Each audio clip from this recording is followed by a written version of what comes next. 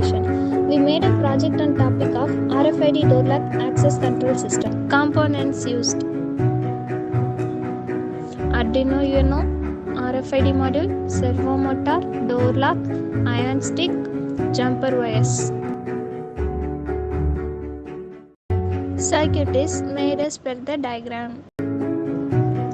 When we place a scanned card near the RFID, it reads the card